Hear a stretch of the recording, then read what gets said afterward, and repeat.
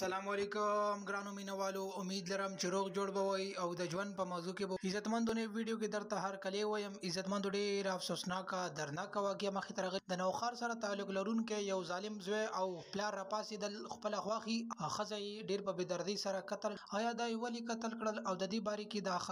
د خوند سوی مرګرو مکمل معلومات تر سره په دې ویډیو کې شریکوم زموږ سره اوسئ چې مکمل معلومات نه خبر شي مرګرو ویډیو کتونه مخکې کتا سو زموږ په دیروف نیکلیک چینل کې نوی وای نو زموږ چینل سره ضرور سبسکرایب کړئ چې زموږ کوم نوی ویډیو برځي چې هغه تاسو ته زر تر زر دررسي او د دې سره د ټالی نشانه مو چې تاسو د تازه معلومات نه زر تر زر خبرېږئ مرګرو ډېر افسوسناک درناک واقعیا مخې ته راغلی د نوخار سره تعلق لرونکو یو پلار او زوی ډېر ظلم او زیاته کړی دی چې د زوی خزه او خواخي ډېر په بدردي سره قتل کړي او دا خبره کوله چې د مور او لور خپل کې ملاوي شوی او غلط کارونه به کول او مونږ شرمول چې داغي په وجه باندې مخ د زوی دا بیانو چې ما خپل خزه منی کو چونکی دا نه منی کیده او دا بچ کله د مور غره لاړه بیا به غلط کارونه تل دی په وجه باندې زه ډیر زیات مجبور شوم او ما دا کو چې مخبل خزه قتل کا چې دا غینه بعد ما باندې خوخي راغله او ما ته وی تار ظلم او د ظلم دی ولي کو چې دا غینه بعد ز په غوسه کې او ما خوخي باندې تماچره واغسته او دا مم قتل کا یقینا چې ما ډیر زیات ظلم زیته کو خو چونکی زه د پښتو په معاشره کې زمونږ په دا شی بالکل نه چلیږي